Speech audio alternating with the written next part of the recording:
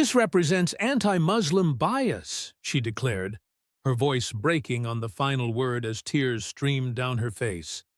This is racial prejudice, masquerading as oversight, and the American public sees right through it. The hearing chamber held its breath as Representative Ilhan Omar stood at the witness table in the Rayburn House office building, room 21 and 54, 7 hours into her testimony. Her composure had finally shattered.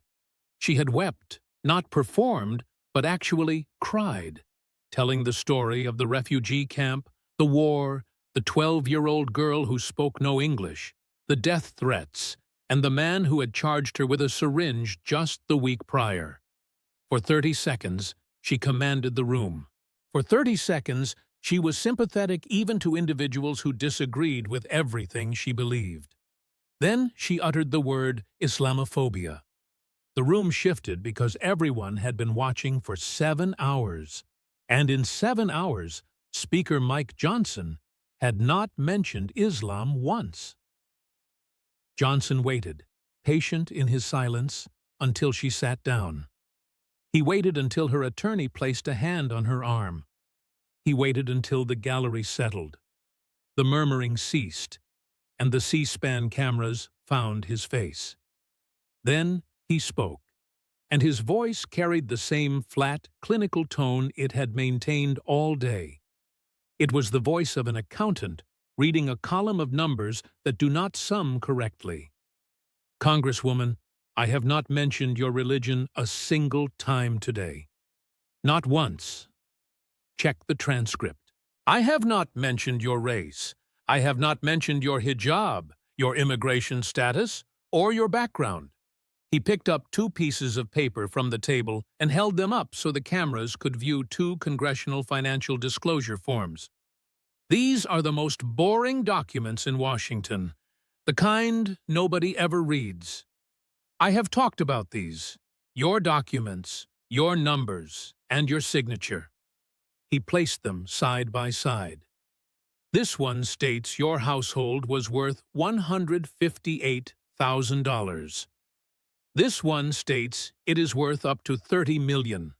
You earn $174,000 a year, and in 7 hours you have not explained a single dollar of the difference.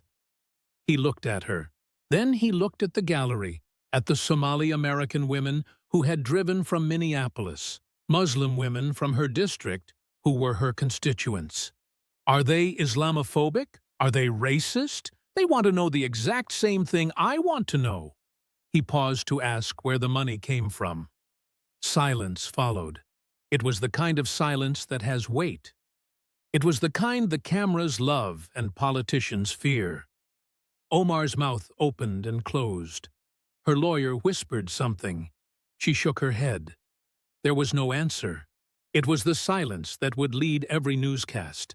It was not the tears, not the refugee story, and not the accusations of persecution, but the silence of a woman who could not explain her own bank account. To understand how they arrived here, how a congresswoman who had survived Trump, survived death threats, survived being stripped from committees, and survived being called a terrorist on cable news every night for 6 years, ended up undone by a piece of paper she had signed herself. You have to go back. It was 8 hours to the morning when Ilhan Omar walked into the Capitol thinking she knew what was coming. She had no idea that Mike Johnson was not going to attack her identity. He was going to read her receipts. It was just after 8 in the morning when she sat in her Longworth building office reviewing talking points with her team. David Brennan, her attorney, and a K Street veteran who charged $800 an hour and had shepherded half a dozen members of Congress through ethics complaints, sat across from her with a legal pad full of anticipated questions and rehearsed answers. This is the standard playbook, Brennan said. They will ask about feeding our future. You had nothing to do with it. They will ask about campaign finance. The FEC dismissed the complaint in 2021 with a unanimous decision. They will ask about your financial disclosures. Everything was filed properly. If they push on Tim's businesses, we defer to your husband's right to conduct private business without congressional interference." Omar nodded while scrolling through her phone. Her mentions were already flooding. Progressive allies were posting support, and squad members were tweeting solidarity. The hashtag to defend Ilhan was climbing. The machine was working. It always worked. Every attack on her became a fundraising cycle, a media tour, and a chapter in the story of a refugee who refused to be broken. "They have been investigating me for months," she said. "If they had anything real, we would know by now." This is red meat for the MAGA base. It is the same thing they always do. It is the same thing Trump does every time his numbers drop, which is to attack the Muslim woman from Minnesota. She put her phone down and looked at Brennan. "Honestly, this might be good for us. Primaries are coming up. Every time Republicans drag me into a hearing, my small dollar donations spike. Let them waste their time." Brennan did not share her optimism entirely. Lawyers are paid to worry, but he saw no legal exposure. The FEC complaint had been dismissed. Her disclosures were filed. The fraud cases in the district were ugly, but she was not named in any of them. As far as he could tell, this hearing was a political exercise, and political exercises were Omar's home turf. Her chief of staff, Ela Basher, had the media strategy mapped out. "The second they go after you on anything Somalia-related, we pivot to the refugee story. If they bring up the fraud cases, we point out you were never charged, never implicated, and never named in any indictment. If they hit your finances, Tim's businesses are his businesses. You have student loans. You have been transparent." "I have been transparent," Omar said, and she believed it because she had told herself the same thing so many times it had calcified into conviction. The FEC had dismissed the complaint. The financial disclosures were filed. The fact that Tim Minette's company had gone from being worth $1 to being worth $25 million in a single year was just good business. The fact that she had refused to disclose his exact ownership stakes was her right. What she did not know, and could not have known, was that 3 blocks away in the Speaker's office in the Capitol, Mike Johnson was preparing something she had not anticipated. It was not an attack on her identity, not a conspiracy theory about Somalia, and not even a criminal accusation. It was something much simpler and much more devastating. He was going to read her own paperwork back to her. Johnson sat at his desk with Tom Emerson, his chief counsel and a former assistant U.S. attorney who had spent 12 years prosecuting public corruption in the Eastern District of Virginia. Emerson had a reputation for being meticulous and humorless, which made him excellent at his job. "Walk me through the sequencing one more time," Johnson said. Emerson flipped through his outline. "Phase 1 is the district. We establish what happened. Feeding Our Future involved 250 million stolen, 78 indicted, and 56 convicted. Almost all in her district. We make it real. We read names and sentences and we show the map. We establish that this did not happen in some abstract place.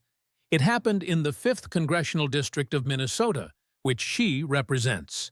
Phase 2 is proximity, focusing on Safari Land. We discuss the fundraisers and the staffer who got convicted. We show she was not just a bystander. She was in the room. She knew these people. Phase 3 is the money, her financial disclosures, and the jump from 158,000 to potentially 30 million. We covered Tim Minette's businesses, the E Street Group payments, the winery fraud allegations, the cannabis deal collapse, and the OFAC freeze. We do not accuse her of stealing. We just ask where the money came from and watch her not answer. Phase 4 is her own words.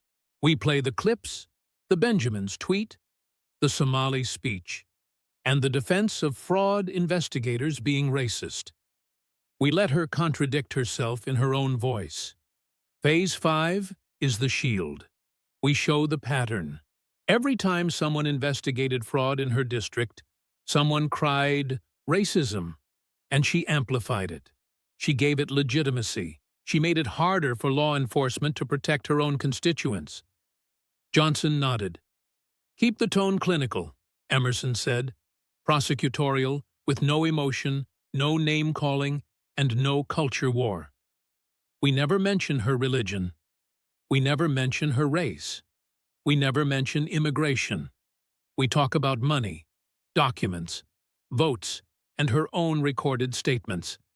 If she brings up identity, that is her problem. We talk about receipts." Johnson felt the weight of what he was about to do. He was not trying to destroy someone. He was trying to hold someone accountable. There was a difference. At least he believed there was.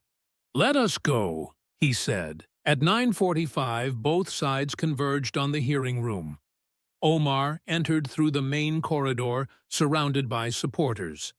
Representatives Alexandria Ocasio-Cortez and Rashida Tlaib walked beside her, cameras flashing and reporters shouting questions. She stopped for a brief statement.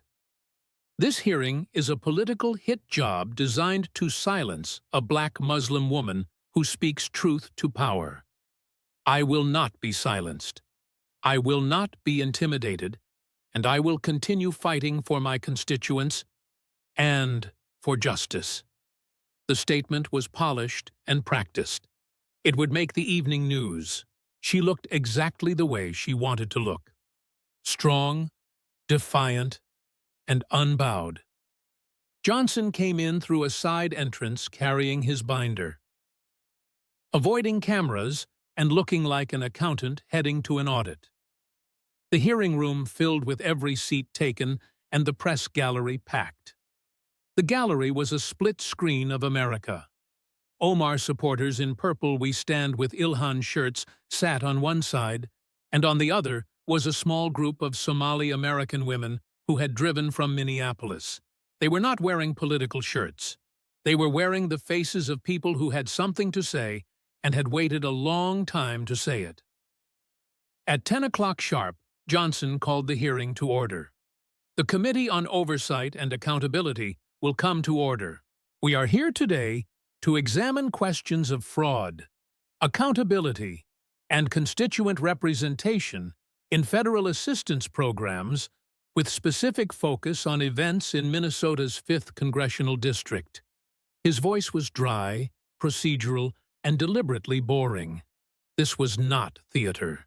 This was paperwork. "Congresswoman Omar, you are here pursuant to subpoena. You have the right to counsel. You have the right to make an opening statement. Do you understand these rights? I do. Would you like to make an opening statement?"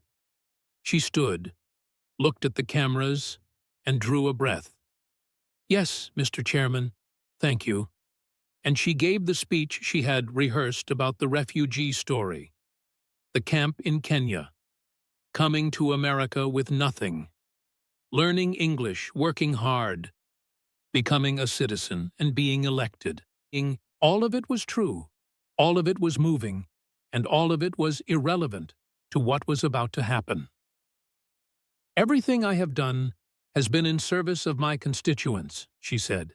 "I have spent my career fighting for refugees, for immigrants, and for working families. I did not commit fraud. I was not charged with fraud. I was not named in any indictment. This hearing is a political exercise designed to punish me for being who I am and saying what I believe." Her supporters applauded. Johnson let it run for a few seconds, then gave them quiet. "Thank you, Congresswoman." That was a moving statement. Now, let us look at the record. He opened the binder to the red tab. "Let us start with what happened in your district. Johnson pulled up a map on the screen behind him. It showed Minnesota's 5th congressional district, which covers Minneapolis and surrounding areas. On the map, red dots marked the locations of Feeding Our Future meal distribution sites that were later identified as fraudulent. There were dozens of them, nearly all clustered in Omar's district. The map looked like it had a rash.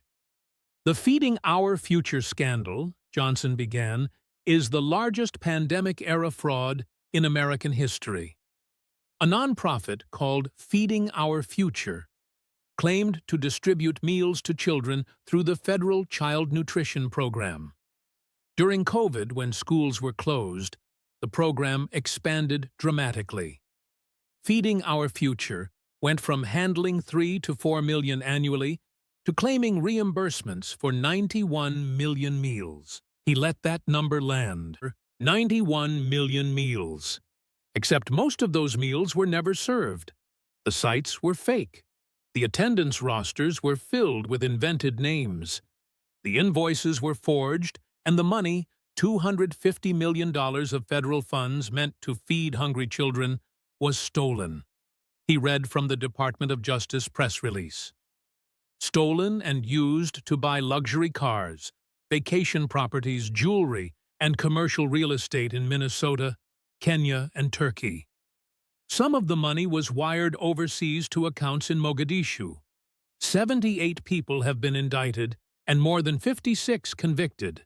The ringleader, a woman named Amy Bach, was found guilty on all counts this year. Most of the other defendants are members of the Somali American community, your constituents, Congresswoman, people who live in your district and people who voted for you. He began reading names slowly, one at a time. Mohammed Ismail, 12 years in federal prison, ordered to pay $47 million in restitution. Abdi Aziz Farah, 9 years. Abdi Majid Noor, 6 years. He went through a dozen names. Each one was a constituent. Each one was a federal conviction. Each one was a story of money stolen from programs designed to feed children. The room was silent except for his voice and the scratch of reporters' pens. In the gallery, a woman pressed her hand to her mouth. She recognized some of the names. She lived on the same block as one of them. He had driven a 10-year-old Toyota until the fraud money came in. Then it was a BMW. Everyone on the block noticed. Nobody said anything. You did not say anything. Now, Congresswoman, when did you first become aware that there were problems with this program? Omar shifted in her seat. Her lawyer leaned forward. Congresswoman Omar was never involved in the Feeding Our Future organization and had no role in it. I did not ask about her role, Johnson interrupted gently. I asked when she became aware. The Minnesota Department of Education flagged irregularities as early as 2020. Their inspectors visited sites that claimed to serve thousands of meals a day and found empty rooms. No children, no food, and no evidence that a single meal had been served. The department tried to slow reimbursements pending review. And what happened? He answered his own question. Feeding Our Future sued the state and claimed the investigation was racially motivated because many of their operators were Somali. A Ramsey County judge, Judge John Guthman, actually held the Minnesota Department of Education in contempt of court and ordered them to keep paying while the lawsuit was pending. The investigation was crippled for months. Millions more dollars disappeared during that delay. Did your office support Feeding Our Future's position? Did you or your staff communicate with anyone involved in the lawsuit? Did you make any public statements supporting the claim that the state's oversight was racially motivated? Omar started carefully. I have always stood against racial profiling in all its forms. I am not asking about racial profiling in the abstract. I am asking about this specific case, a $250 million fraud, and an investigation that was delayed because someone cried racism. Did you support that narrative? He clicked to a video. It showed Omar at a press conference, not from the Feeding Our Future case specifically, but from early 2026, speaking about the broader federal fraud investigation in Minnesota. Her voice filled the hearing room. There is no reason for them to use this level of rhetoric. There is no reason for them to fully stop these programs. The only reason they are doing that is for PR purposes. Johnson stopped the clip. $250 million stolen, 78 people indicted, 56 convicted, and you called the investigation PR purposes. Were the convictions for PR, Congresswoman? No answer came, just a glare. Johnson shifted to the blue tab. His voice stayed level, almost conversational, like a man reading from a spreadsheet, which, in a way, he was. Let me ask about Safari Land Restaurant. Omar's jaw tightened slightly, barely perceptible, but the cameras caught it. Safari Land Restaurant in Minneapolis is co-owned by Salim Saeed, who has since been convicted of wire fraud in connection with the Feeding Our Future scheme. According to trial evidence, Safari Land was one of the original fraudulent meal sites. It is a restaurant with approximately 40 seats. It claimed to be serving thousands of meals per day to children. He pulled up a photograph. It showed Omar at a community event. The location was Safari Land Restaurant. The photo was from a local Minneapolis news outlet covering a campaign season community gathering. You held events at this location, multiple events.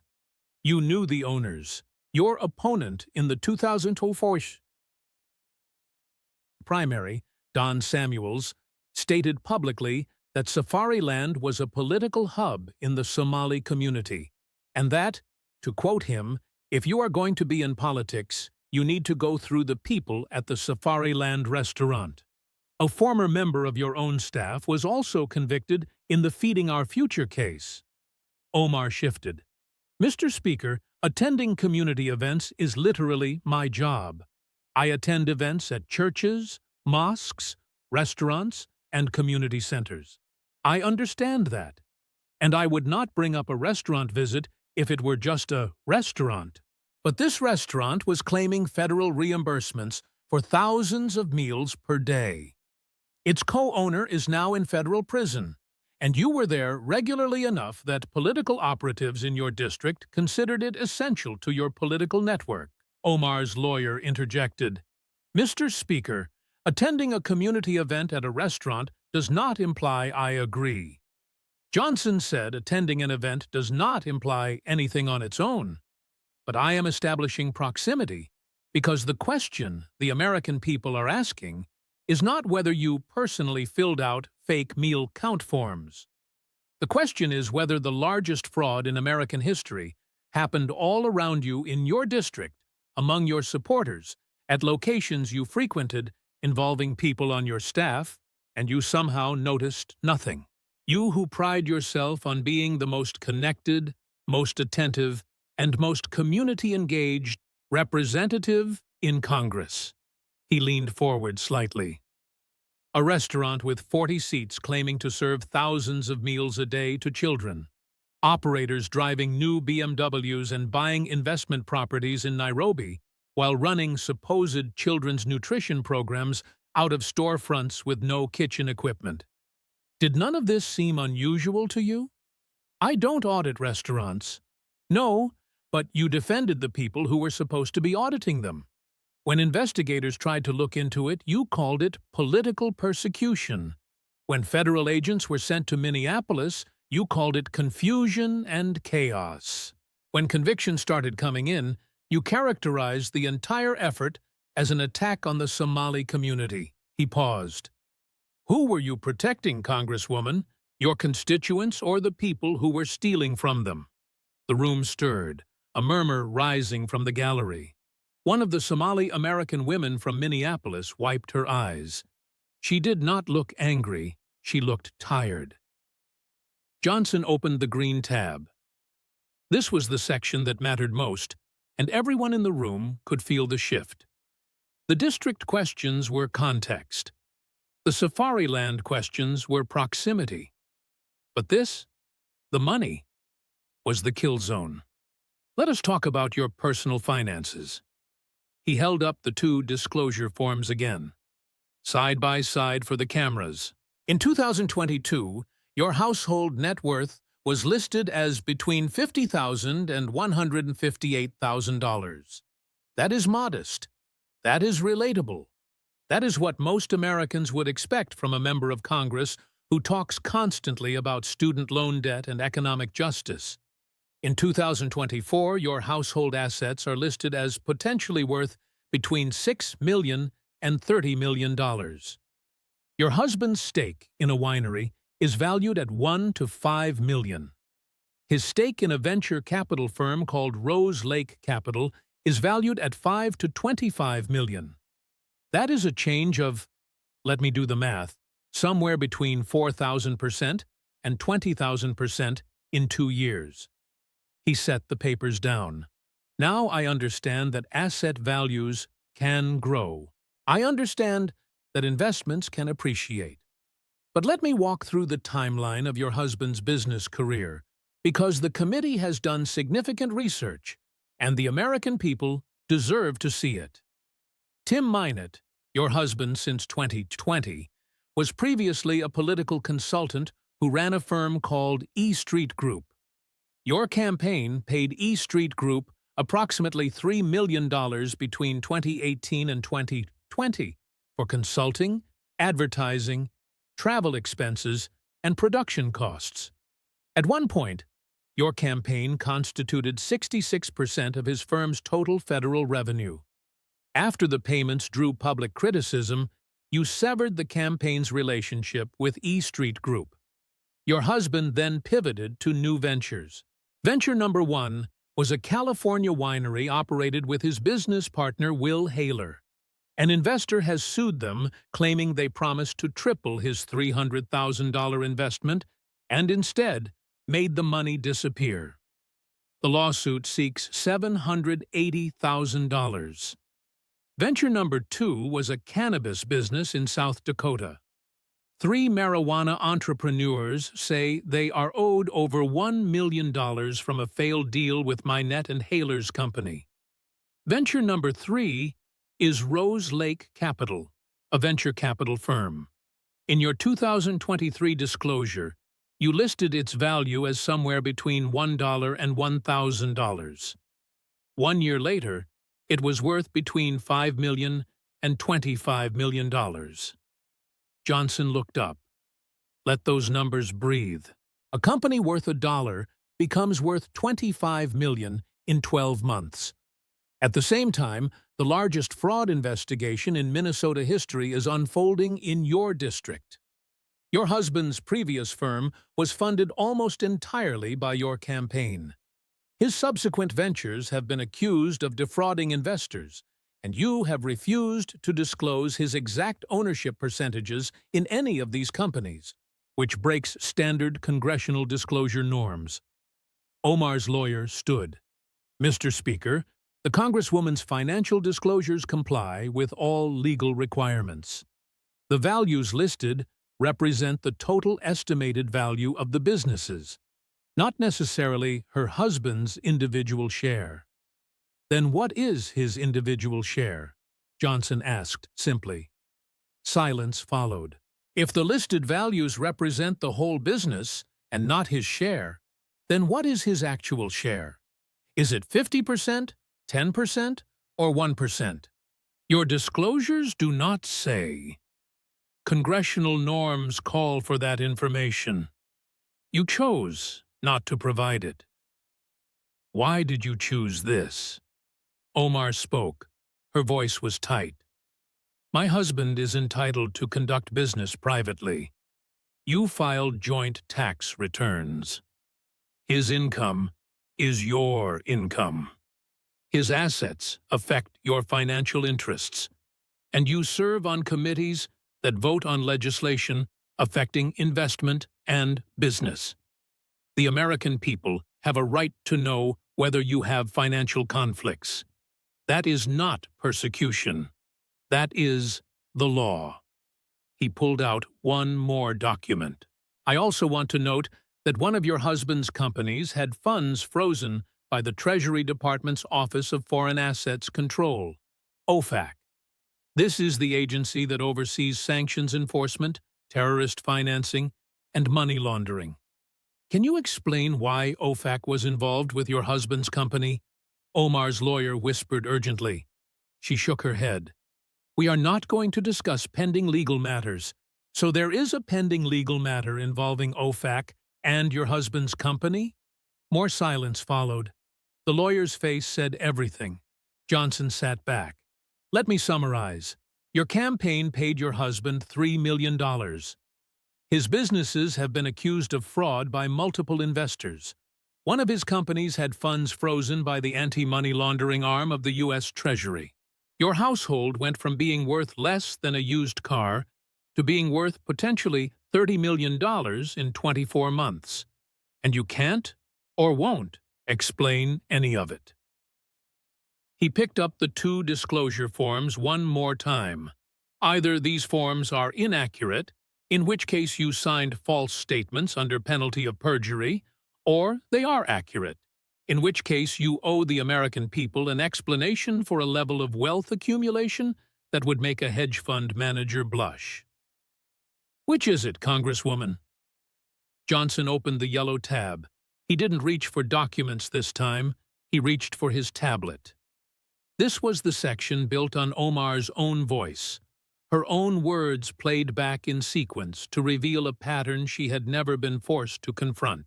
Congresswoman, I want to play a few clips. All public record. All your own statements. He pressed play. First clip. February 2019. The tweet heard around the world read aloud because tweets don't have audio. It is all about the Benjamin's baby. Omar's response to a question about why members of Congress support Israel. The bipartisan condemnation that followed her own party's leadership calling it out. Her apology. Johnson read the apology.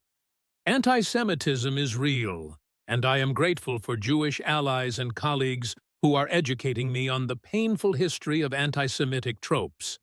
This is why I unequivocally apologize. He looked up. You apologized for suggesting that money buys political loyalty. You said it was an anti-Semitic trope to imply that financial interests drive congressional behavior. Do you stand by that apology?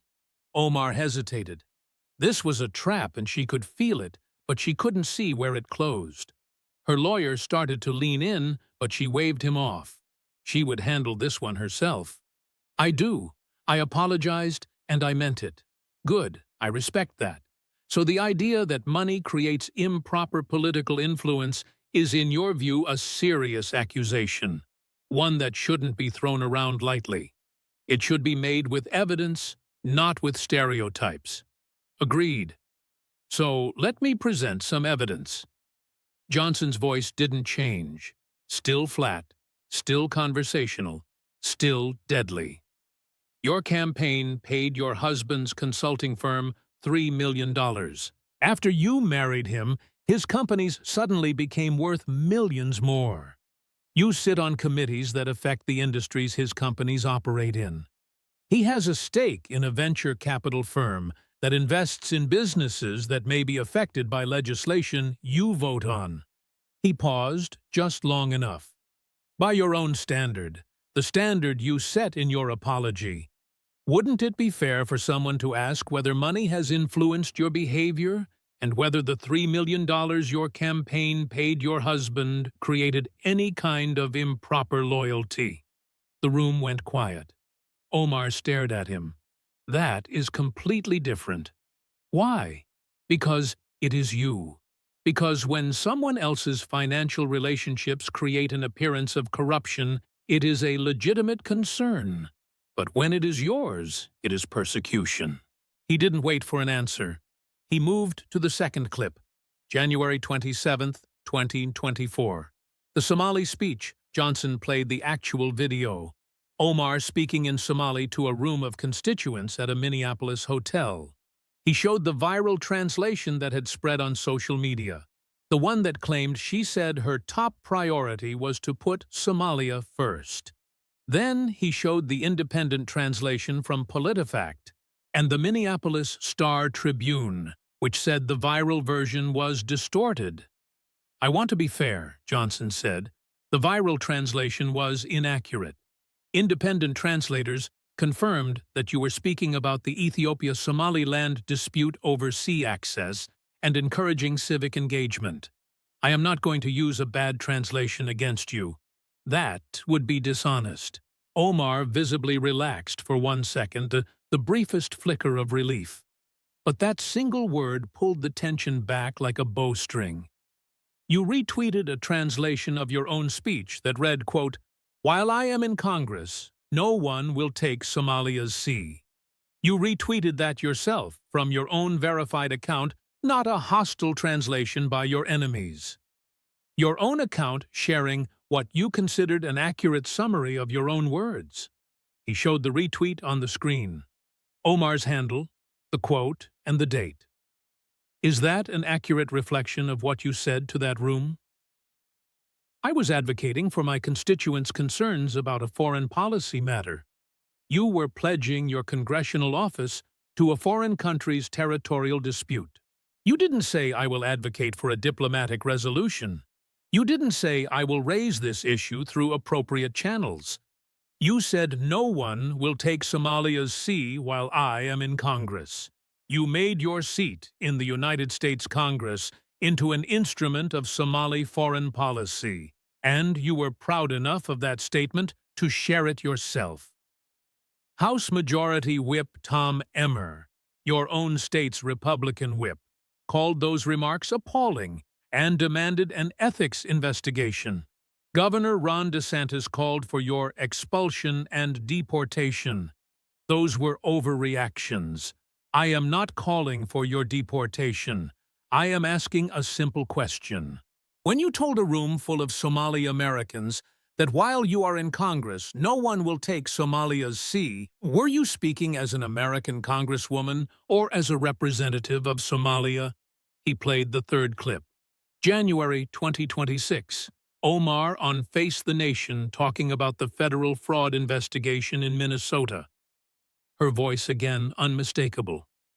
There is no reason for them to use this level of rhetoric. There is no reason for them to fully stop these programs, funding these programs. The only reason they are doing that is for PR purposes. Johnson stopped the recording. The room was very still. $250 million stolen, 78 indictments, 56 convictions. Children in your district went hungry because the meals they were supposed to receive were never served. The money was spent on luxury cars and real estate in Kenya and Turkey. Some of it was wired to Mogadishu, and you called the investigation PR. He leaned forward. Were the 56 convictions for PR? Were the 12-year prison sentences for PR? Were the children who didn't get fed just props in a Republican PR campaign? Omar started to respond, but Johnson wasn't finished. "Let me tell you who your community actually needed you to protect." He nodded toward the gallery. "Those women right there, they drove from Minneapolis. Somali American mothers whose children were enrolled in these programs. Children who were supposed to get meals and didn't. One of them reported it to your office. Your office never responded." A gasp from the gallery. Then quiet. One of the women in the gallery nodded. She wasn't performing. She was confirming. Omar looked at the gallery. For the first time in the hearing, something flickered across her face that wasn't defiance. It looked like recognition, like she was seeing for the first time that the people she claimed to represent were sitting in the room and they were not on her side. "Who were you protecting, Congresswoman?" Johnson's voice was quiet now, almost gentle. "When you called the investigators racist, when you called the federal presence unnecessary, and when you said it was all for PR, were you protecting your constituents? Or were you protecting the ecosystem that was making your household very, very rich? He pulled up one final timeline on the screen. Simple, chronological, devastating in its clarity. 2020. Sahantus tititit. State investigators flag irregularities in feeding our future. The organization accuses the state of racism. The investigation slows. A judge holds the state in contempt and orders them to keep paying. 2020 to 2022, fraud continues unchecked. Another 100 million disappears. Money flows overseas. Children go unfed. 2022 FBI raids. Indictments begin. You characterize the scrutiny as political attacks on the Somali community. 2020. Convictions start. Your household net worth begins its dramatic climb. 2024. Your financial disclosures show assets worth potentially $30 million. You refuse to explain the wealth. 2025 to 2026. More convictions. Federal investigators estimate total fraud across multiple Minnesota programs may reach into the billions. You go on national television and call the investigation confusion and chaos. You say it is for PR. He pointed at the timeline. Every step of the way, when someone tried to stop the bleeding, the race card was played by the fraudsters, by their lawyers, by the organizations, and by you. You gave it legitimacy. You gave it a congressional seal of approval. You made it politically dangerous for any investigator, state or federal, to ask hard questions about fraud in your district because they knew that if they did, a sitting member of Congress would accuse them of racism on national television. And the ringleader of the entire scheme, the woman at the center of all of it, was Amy Bach, a white woman. Prosecutors described her as using fake claims of racism to silence oversight. A cooperating witness called her God because of how much power she held over the network. She weaponized identity to protect corruption. And you, Congresswoman, whether you knew it or not, helped her do it. He paused. Let the room absorb it. Do you understand what that did? Not to the investigators. They did their jobs anyway, eventually. But to your constituents, to the Somali American families who reported fraud and were ignored. To the mothers who told their children's schools that the meals weren't coming, and nobody listened. They couldn't get help because the system was afraid of being called racist, afraid of the narrative you helped build. This was the part where it was supposed to fall apart for Johnson. This was the part where Omar was supposed to rise, give the speech, summon the full force of her story, the refugee camp, the journey, the American dream, and turn the hearing into a rallying cry. She stood. Her voice shook, but not with weakness, with anger. I came to this country with nothing, she said. I fled war. I lived in a camp for 4 years. I came to America as a 12-year-old girl who didn't speak English. I worked. I studied. I became a citizen. I was elected to represent my community, and every single day since I took office, I have been attacked for being Muslim, for being black, for being born in Africa, for wearing a hijab, and for daring to exist in this space. The gallery was riveted. Even Johnson listened. I have had death threats. I have been called a terrorist. A man charged at me with a syringe just last week. The President of the United States suggested I staged my own assault. And now you sit here in this committee room and you use my community's pain as a weapon against me. You use the fraud that hurt my people as a tool to destroy me. Her voice cracked. I didn't steal anything. I didn't commit any fraud. Every investigation into me has found nothing. The FEC dismissed the complaint unanimously. And still you drag me here. Still you parade my family's finances. Still you question my loyalty because that is what you do to people who look like me.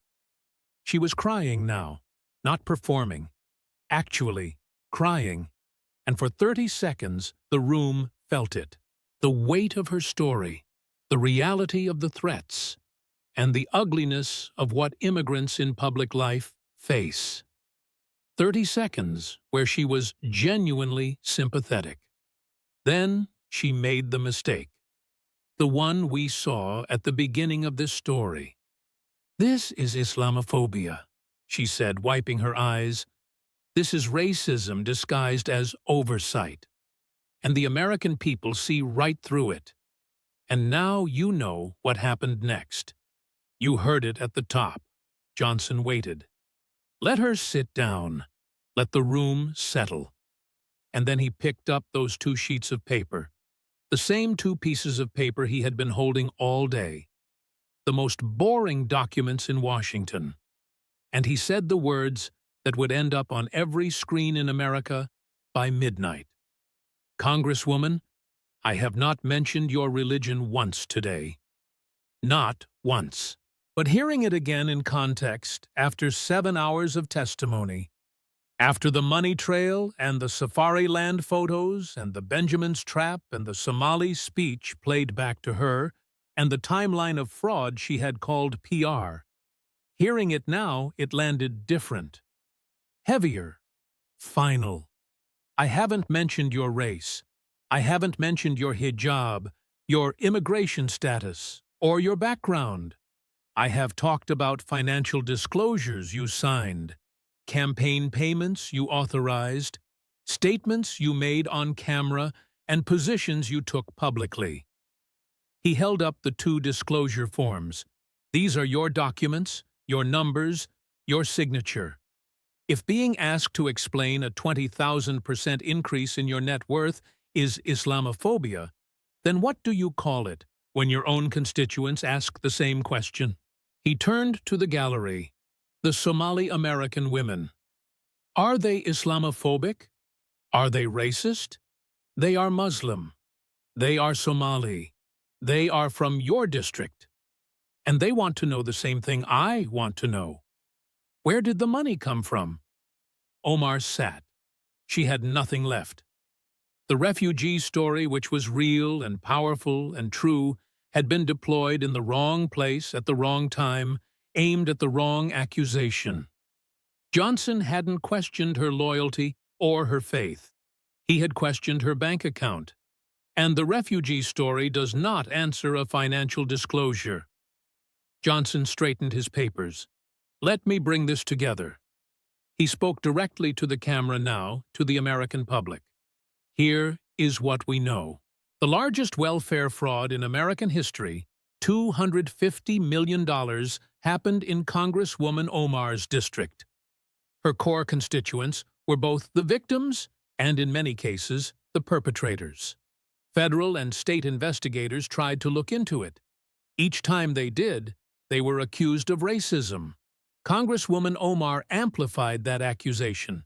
She called the investigations political persecution. She called them PR. While this was happening, her household wealth exploded. Her campaign had paid her husband $3 million. His subsequent businesses have been accused of defrauding investors. One had funds frozen by the Treasury Department's anti-money laundering agency. Their combined assets went from $158,000 to potentially $30 million in 24 months. She refuses to disclose her husband's exact ownership stakes. She refuses to explain the wealth.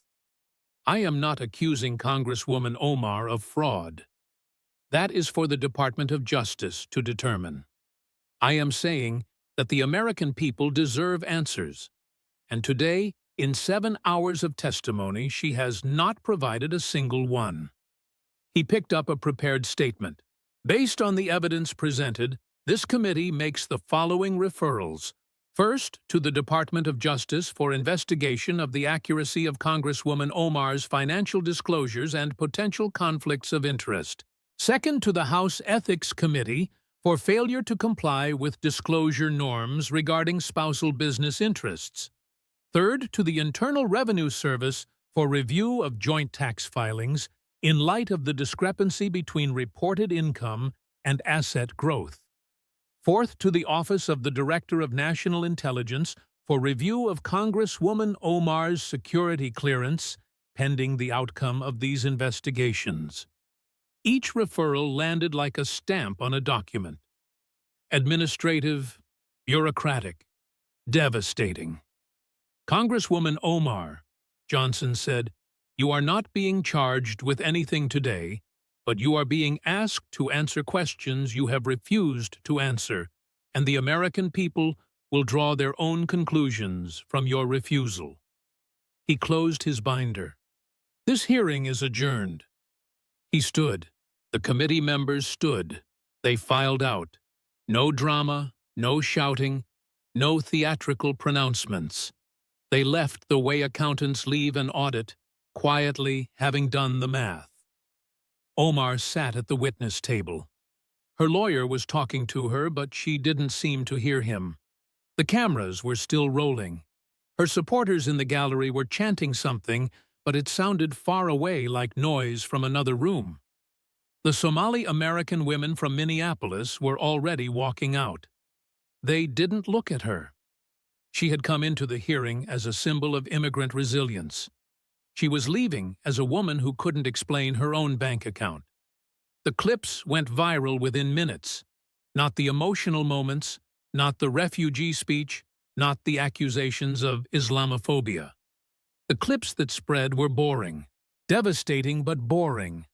A side-by-side of two financial disclosure forms, $158,000 versus $30 million on a $174,000 salary. That was the tweet.